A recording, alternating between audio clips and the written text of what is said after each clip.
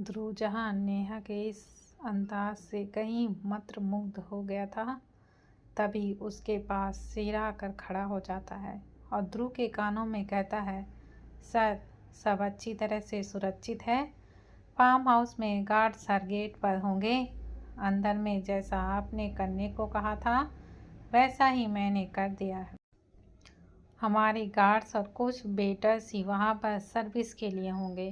पर सर, तभी ध्रुव अचानक अपने सेंस में वापस आता है और शेरा की तरफ देखता है, जिससे शेरा तुरंत अपनी बात पूरी करते हुए कहता है, पता नहीं कल रात को अचानक वहाँ पर कैसे दंगा फसाद होने लगा था, इसलिए सरकार ने दिन में बिना किसी पास के उस तरफ वाले रास्ते पे आने से रोक लगा थी।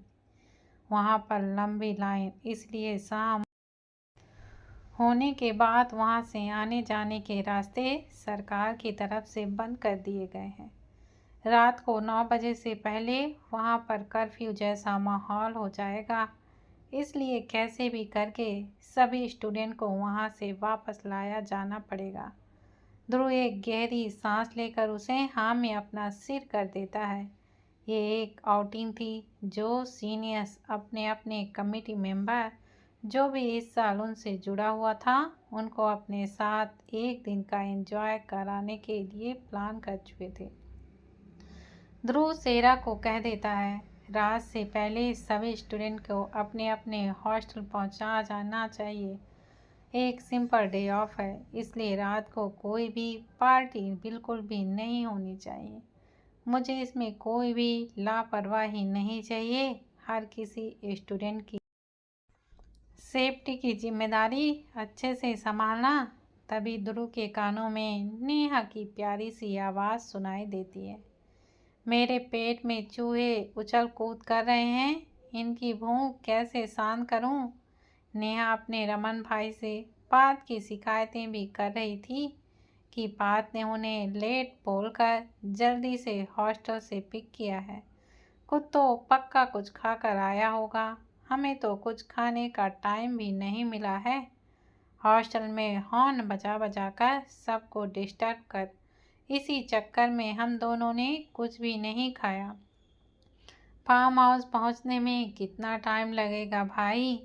नेहा की सारी शिकायतें रमन बड़े मज़े से सुन रहा था, जैसे ये कितनी ज़रूरी बातें हों। और दूसरी तरफ बात अपनी शिकायतें जो नेहा एक बहन की तरह अपने भाई से कह रही थी उस पर अपना मुंह फेर कर चिढ़ रहा था। अब बेचारा कैसे सबको बताता कि उसने शेरा को भी 9 बजे का टाइम दिया था, पर खुरापाती दिमाग ने उसने 1 घंटा जल्दी खुद से ही ड्राइव करने का आइडिया दे दिया था। बस बात उन दोनों को बताना भूल गया था। पात रूखे अंदाज से कहता है, एक तो लेने के लिए आओ, खुद कार का गेट भी खोलो, उसके बाद भी अपनी ही बुराई सुनो। भलाई का जमाना तो बस हनी और बनी के साथ ही दिखता है।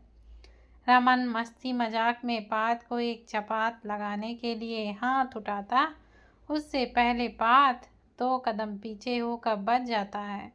रमन फिर से उसे मारने के लिए आगे की ओर बढ़ता है कि तब तक दोनों के दोनों कार से थोड़ा दूर आ चुके थे। वहीं पीहू पानी पीने के लिए कार से बॉटल निकालने के लिए आगे वाली सीट पर बैठ गई थी। नेहा ने हील न पहनकर वाइट कलर के शूज पहने थे जिसके लेस खुले हुए थे। नेहा का ध्यान अपने लेस पर जाता है, पर जैसे ही नेहा झुककर उन्हें बांधने लगती है कि तभी उसे पीछे से ध्रुव आता हुआ दिखता है। ध्रुव अपने एक हाथ से ही नेहा को नीचे झुकने से रोक देता है। नेहा के झुकने से उसकी बैकलेस ड्रेस को ढकते उसके गीले बाल एक ही झटके से गोरी पीठ से नीचे सरक गए थे। ये नज़ारा किसी के भी दिलों की धड़कनें बढ़ाने के लिए काफ़ी था। नेहा की बिल्कुल दूध सी गोरी पीठ पर कुछ बूंदें पानी की ऐसा नज़ारे की तरह लग रही थीं जैसे कोई सफ़ेद गुलाब की कोमल कलियों में ओस की बूंदें ठहर सी गई हों। ध्रुव अपना थूक गटक कर एक गहरी सांस लेता है और इससे पहले नेहा उससे अपना हाथ पकड़ने का कारण पूछती, ध्रुव उसे एक ही झटके से उठाकर सीधा गाड़ी की बोनट पर बैठा देता है। नेहा बस, अरे अरे, आप ये क्या कर रहे हैं? मुझे नीचे उतारिए, मुझे अपना सूखे लेस बांधने हैं। नेहा थोड़ी बहुत ध्रुव के ऊपर झुकी हुई थी क्योंकि ध्रुव ने अभी भी नेहा की दोनों बाहों को छोड़ा नहीं था, इसलिए उसके काफ़ी बार ध्रुव के ऊपर भी आ रहे थे। यही नहीं, जो सबसे ज़्यादा ध्रुव को काबू खोने में मजबूर कर रहा था वह थी नेहा के शरीर की खुशबू, जिसमें आज गुलाब के इत्र की महक थी। नेहा ने गुलाब वाला कोई बॉडी वॉश लगाया होगा जिसकी प्यारी प्यारी खुशबू नेहा के शरीर को भी ज़्यादा मदहोश होने वाला बना रही थी। ध्रुव देखता है कि नेहा अभी भी कुछ न कुछ बस बोले ही जा रही थी। एक तो ध्रुव को वैसे ही खुद को नेहा से हक और किस करने से अपने आप को रोकना मुश्किल हो रहा था। ऊपर से नेहा इतने करीब आकर अभी भी बस बड़बड़ाए ही जा रही थी। ध्रुव अपनी एक उंगली नेहा के कोमल होठों पर रख देता है, जिससे नेहा की बोलती तो बंद हो जाती है, पर उसकी धड़कन अब टेक ऑफ कर चुकी थी। नेहा ध्रुव के चेहरे को ध्यान से देखती है तो ध्रुव के चेहरे पर कोई भाव नहीं थे, पर ध्रुव की आंखों में उसको कुछ सी चमक दिखती है। आज नेहा को ध्रुव की आंखें बेहद ही नशीली लग रही थी। जिस नज़र से ध्रुव नेहा को देख रहा था वो बेहद ही अट्रैक्टिव था। तभी ध्रुव नेहा से बड़े ही सेंसिटिवली कहता है, बिल्कुल चुप, जिस पर नेहा अपना सिर हाँ में हिला देती है। अब तक ध्रुव ने अपनी उंगली नेहा के होठों से हटाई नहीं थी। ध्रुव को नेहा का इतना प्यारा अंदाज देखकर बहुत ही अच्छा लगता है। एक प्यारी सी स्माइल भी उसके चेहरे पर आ जाती है, जिसे देखकर नेहा बस ध्रुव के होठों को ही देखने लगती है। अनजाने में ही नेहा ध्रुव के होठों को बस देखे ही जा रही थी, जिसे महसूस करके ध्रुव अपनी उंगली से नेहा के होठों को छू लेता है।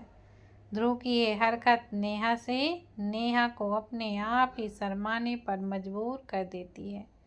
जो नेहा ध्रुव के पहले किस पर उसे सबके थप्पड़ मार चुकी थी, आज ध्रुव के टच को भी बिल्कुल गलत नहीं समझी। शायद इस टच को वो बहुत पहले ही महसूस करने लगी थी। नेहा अपनी गर्दन नीचे जमीन की तरफ कर देती है। ध्रुव ये देखकर और भी अच्छा महसूस करने लगता है। अब नेहा उससे डरने के साथ साथ उसके साथ भी कंफर्टेबल थी, जैसे वो पात और रमन के साथ थी। कॉलेज के कंपटीशन के बाद से ही नेहा का नज़रिया ध्रुव को लेकर बदलने लगा था। साथ ही साथ ध्रुव के बर्थडे के बाद से ही नेहा ध्रुव के थोड़ा नज़दीक आने लगी थी। ध्रुव को कई बार उसने उसको देखकर मुस्कुराते हुए विश करते हुए देखा था। नेहा अपनी नज़र उठाकर ऊपर देखती है तो ध्रुव उसके शूलेस को बांध रहा था, जिस पर नेहा तुरंत ध्रुव के हाथों को रोक कर कहती है, अरे आप मेरे जूते मत छुओ, मुझे पाप लगेगा। ध्रुव नेहा की बात सुनकर ऊपर देखता है तो नेहा की नाक ध्रुव के सिर से टकरा जाती है। नेहा के मुंह से औच निकल जाता है। उसका हाथ अपनी नाक को रब करने के लिए आगे बढ़ता, इससे पहले ही ध्रुव जल्दी से अपना एक हाथ नेहा के सिर के पीछे वाले भाग को पकड़ता और दूसरे हाथ से नेहा की नाक रब करने लगता है। ध्रुव नेहा से पूछता है, सॉरी, क्या तुम्हें दर्द हो रहा है? इतने छोटे से पैरों को छूकर तुम्हें कैसे पाप लगेगा? इनको तो मैं एक हाथ से ही पकड़ सकता हूँ। जिस पर नेहा बड़े ही क्यूटली ना में अपनी गर्दन हिला देती है। ध्रुव जैसे ही अपनी उंगली नेहा की नाक से हटाकर देखता है तो नेहा की नाक एकदम लाल हो चुकी थी। अब ये अचानक टकराने से थी या ध्रुव के इतने प्यार से टच करने से, ये नेहा और ध्रुव दोनों को ही नहीं पता था। ध्रुव और नेहा एक दूसरे को देखने में इतना खो जाते हैं कि पीछे खड़े रवि और आशा को अचानक वहाँ खड़ा नहीं देख पाए थे। जिस वक्त ध्रुव ने अपनी गोद में उठाकर नेहा को गाड़ी के ऊपर स्टाइल से बिठाया था, तब आशा अपने दांत पीसते हुए उन्हीं की तरफ आ रही थी। आशा ने अचानक अपना बैग जोर से ज़मीन पर गिरा दिया था, जिसकी आवाज़ से ध्रुव नेहा से थोड़ा दूर हो जाता है और नेहा को उसी तरफ उठाकर नीचे उतार देता है। नेहा की नाक अभी भी लाल दिख रही थी, लेकिन आशा को तो नेहा के लाल होंठ चुभ रहे थे। वहीं रवि नेहा के नेचुरल लुक्स पर मर मिटा था। अब तो अगर उसे ध्रुव से दुश्मनी ही क्यों भी न लेनी पड़े, वो खूबसूरत लड़की के लिए लेने को तैयार था। रवि अपना हाथ नेहा की तरफ बढ़ाकर उसे हाय कहता है, जिसे नेहा बस गुड मॉर्निंग विश करके इग्नोर कर देती है। रवि के हाथ अभी भी हैंड शेक के लिए बढ़े थे। तभी रमन, जो पाद को पीट कर वहीं पर आ रहा था, रवि का हाथ खुद ही मिला लेता है। तभी आशा ध्रुव से कहने लगती है, ध्रुव, तुम्हें हम सब बहुत याद करेंगे। अगर तुम हमारे साथ चलते तो कितना मज़ा आता। पर कोई बात नहीं, आज हम सब बहुत इंजॉय करेंगे। आज का दिन कोई भी जूनियर अपनी ज़िंदगी में नहीं भूल पाएगा। ये बात आशा नेहा की तरफ थोड़ा मुस्कुरा कर कहती है, जिस पर रमन कहता है, कोई बात नहीं, आज कोई आखिरी पार्टी थोड़ी है। इस बार मुझे और ध्रुव को सच में टाइम नहीं मिल पा रहा है। अगली पार्टी हम सब कहीं बाहर ट्रिप पर करेंगे। तुम सब लोग निकलो, वहाँ का रास्ता भी दूर है, 2 घंटे तो जाने में ही लग जाएंगे। नेहा को भी रमन पात और पीहू के साथ सेफ्ली जाने के लिए कह देता है। रमन पात को भी एक भाई होने के नाते धमकी दे देता है, अपनी बहन की जिम्मेदारी दे रहा हूँ उसको जरा सी भी।